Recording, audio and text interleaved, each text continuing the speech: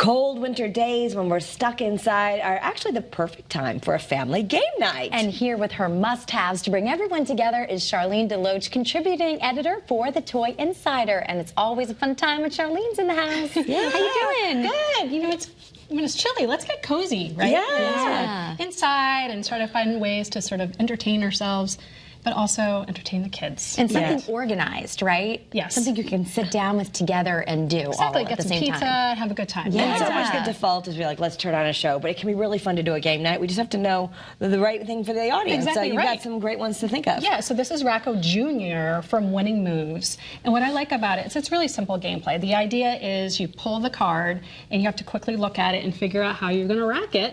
And you do it in sort of sequence. What I like about it, though, is kids can actually play by themselves. So when you do need that moment, you know, they can kind of do it, time it with themselves and just see how fast they can go, or you do it as a family game.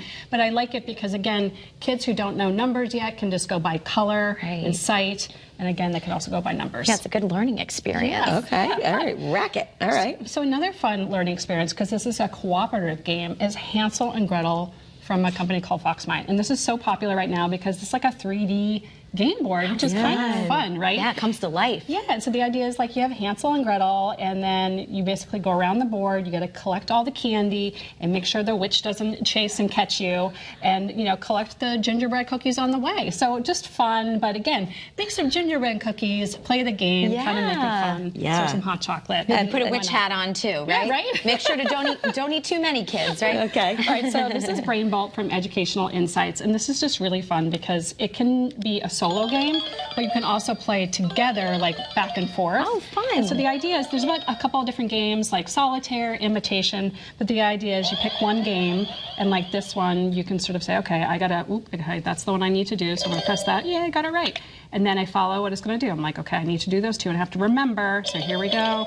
And you keep playing. There's different games. Wow. You and I could go back and forth. Exactly. It's kind of like So electronic memory game, but this is also, you know, a lot of talk in the educational space about helping kids improve their working memory, especially if they have any attention issues. Yes. So this can train that. Exactly, executive functioning, huge, right? Okay, so perfect. great way. And obviously you can tuck it in your purse, you can bring with you anywhere, Good leave travel it in the game. car. Exactly. So it's like a new age Simon in a way? In a way, All yeah, right, exactly. cool. But it's super fun. And I like how you can play with people or play it by yourself. And I'm always trying to get away from video games. You know, my son's only 4, and he's like, I want to play some video games. Nothing wrong with video games, but we just don't have them yet. We haven't introduced them. So I think something like that would be great, and it's a little bit of a learning thing, like you were saying. It feels like they're holding like a cell phone kind of thing. Exactly. So this is Clue Squishmallows edition, right, for U.S. Opry.